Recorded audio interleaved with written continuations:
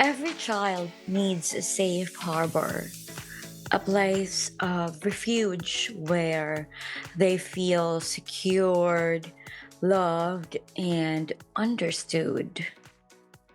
Just as a harbor provides shelter for ships during a storm, our homes should provide emotional safety for our children, giving them the strength to face the external world. Hello, everybody, and welcome back to your Energy Booster podcast, the place where we grow together to become the best version of ourselves so we can live a life of purpose.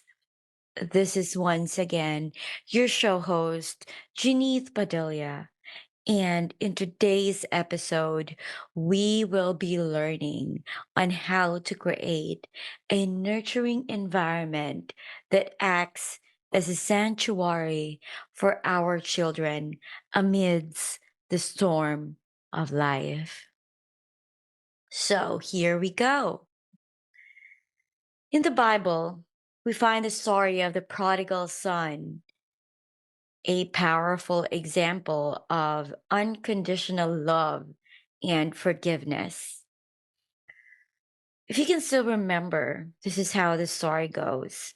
When the younger son returns, his father welcomes him with open arms, without judgment or condemnation. Remember what he did to his father? He told his father that he will go and he wanted his all his money from what he is gonna get as an heir, one of the heirs of the family. And so his father let him have all his money and then he left. And what happened there, he squandered all his money and until such time that there was nothing left. And yeah, he actually, yeah, fell on the ground. And if you can still remember the story, he was eating with the pigs while he was feeding them because there was just nothing to eat. And then he realized that, yeah, he made a mistake and just feeling ashamed of what he had done, he still went home to his father and asked for forgiveness. And so, yeah, when his father welcomed him, yeah, he returned to his father's house, father's home or their home, and his father welcomes him with open arms, really, without judgment or condemnation. And you know, this act of love and acceptance is a model for how we can create emotional safety at home. In Luke 15:20, it says, while he was still a long way off, his father saw him, and he was filled with compassion for him.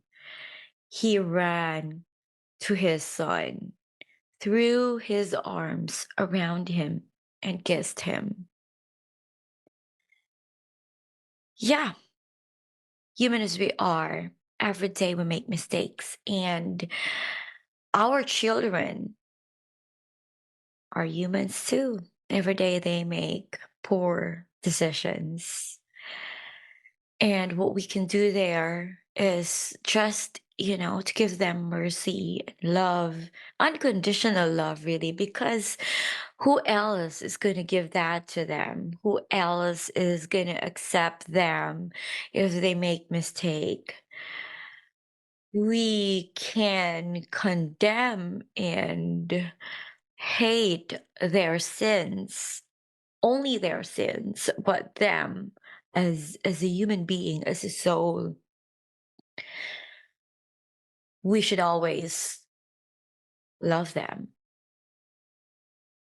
I don't know about you, but yeah, I am working on this really, really hard because a lot of times I will be lacking. Yeah, many times. Every day is a struggle, is a challenge to work on my patience.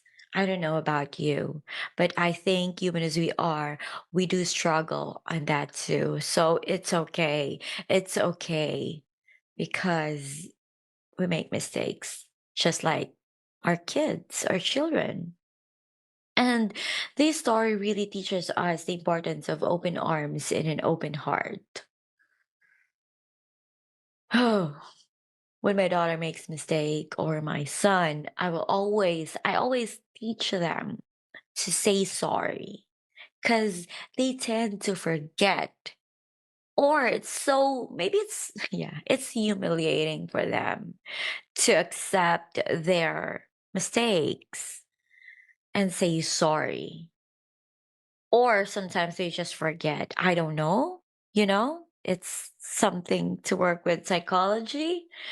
But I tell them, hey, you make mistake, you have to say sorry. And then they say sorry. And then now it's my turn to accept that sorry. And sometimes my heart is just so hard. And of course, because of my pride too, my ego, and all that stuff. So we struggle as a human being. He's just like, "Ugh," like, okay, I forgive you. Okay, it's all right now. But we have to get better. We have to get better, I tell them. And so we are forgiven, we move forward. And every time they make the same mistake over and over again and always forget to say sorry, always tell them and remind them to just say sorry. Although, even if they don't say sorry, yeah, we will always forgive them. But it's always good to remind them to be humble enough to accept their mistake. And for us parents to always accept them or accept their apology with open arms and open hearts. Because you see, the son was still far, far away. The father already saw him. And yeah, I mean, he didn't hear him say sorry yet, but then when he saw him, he was running towards him with open arms, an open heart to fully accept his son back to his shelter, shelter that will give him safety and security. So, let's consider how we can apply these principles to foster emotional safety and connection with our families. First, and this is very hard because, yeah, most of the time I'm not present. I might be in the house or at home with my kids, but my mind is somewhere, somehow thinking of something. So active listening is very important. We have to listen. Sometimes my son will have to put his hand on my face and turn my face towards him and say, "Mom, listen to what I'm trying to say. Mom." Okay. And not just my son, my daughter too. Mom. They'll say, "Mom." Because I always tell them, hey guys, if you see me not paying attention, remind me. Because sometimes I might be busy thinking about something. Please remind me, please. So, because I know the importance of active listening, and I always forget to do that. So, active listening plays a critical role. It's about more than hearing their words. It's about engaging with their feelings, fears, and dreams. So when we listen, we need to dig deeper because there might be something there in between. They might be saying something there in between their words that's telling us that they're trying to communicate their feelings of fear and doubt and whatever it is. Or they might be saying or sharing about their dreams and our aspirations in life.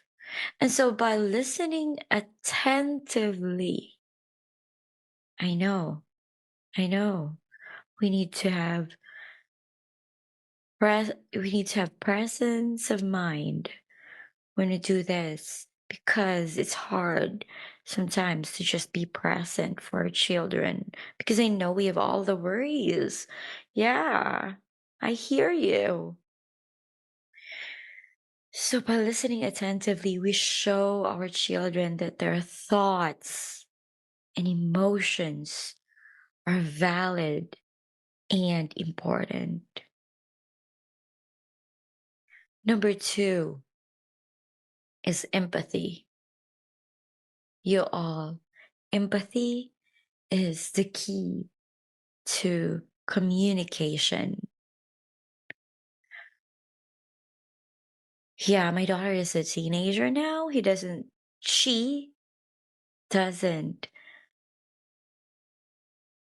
yeah, actively communicate. So I have to take an effort, make a step forward for her to express what is inside her heart and her mind. You know, empathy allows us to understand and share the feelings of another. Empathy is when we are compassionate enough to feel what they feel. If they're happy, we'd be happy. If they're sad, we'd be sad. And to just be connected with them, with whatever they are feeling. Empathy is very essential in building a bond of trust and safety. When our children know that we strive to understand their perspective, it deepens our connection and opens up lines of communication. And when we become honest with them, with how we feel, with what our thoughts are, then or when we just become vulnerable with them, with our weaknesses, because they need to hear us too. How I communicate to my children is when I tell them how I feel with what they showed me. So one time I have to tell my daughter that why I have to ask her why do you hate me? Because I felt like she hated me. They have these eye rolling reactions when we say something, or yeah, it's a matter of their facial expression. So, in order for her to be aware of what she did, I have to let her know how I felt with what she just showed me. So I told her, why do you hate me? She said, no, I don't hate you. But you make me feel that you hate me just by how you react on what I said. You make me feel like I'm a terrible mom. And then she said, no, you're not a terrible mom, but you make me feel like I am. And then by just making him aware of how I feel, of what my thoughts are, then now she is conscious on how she reacts on everything that I do or say to her. And same with me. I am just trying to open our lines of communication to deeply connect with what we feel and what we think and to just be vulnerable. by showing them that we are just humans too, because sometimes they forget. They forget that their moms have feelings too. Just like how we forget if we are rude to somebody, that these people will exactly forget what we say, but they will not forget what we make them feel. And so, yeah, this is not just for our children, but also for everybody that we interact with every day. And moving forward, yeah, we're getting deeper, I know. Let's not forget about consistency. I know this is very hard to be consistent. I just made a rule, okay? Guys, at 9 o'clock, we all have to gather in my room because we're gonna do our daily devotional. And then last night, I came home late from work. I arrived at 9, and sure, I was late. And, I said, sorry, guys. Judy calls. I'm late, but we still have to do our daily devotional. We all meet at my room at 9:30. So it's hard to be consistent. But, we always have to adjust and just be flexible.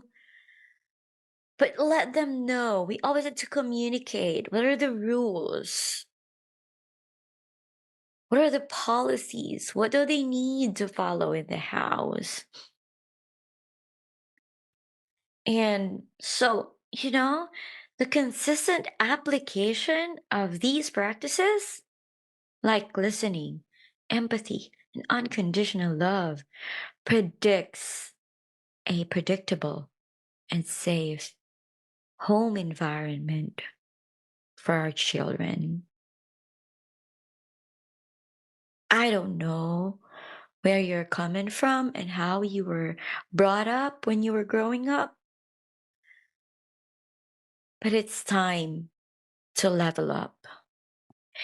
Colossians 3:12 says, therefore, as God's chosen people, holy and dearly loved, clothe yourselves with compassion, kindness, humility, gentleness, and patience, not just with our children, but to everybody that we get along every day.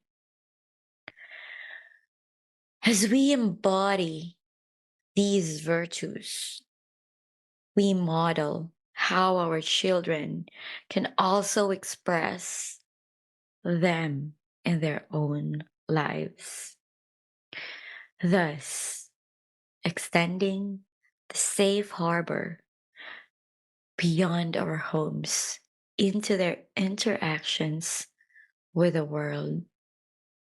That, my friend, is how we create responsible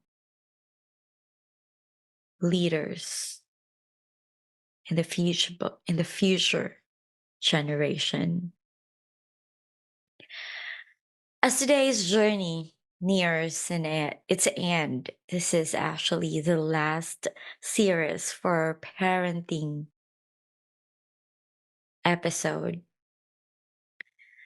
Let's reflect on how we can be a safe harbor for our children.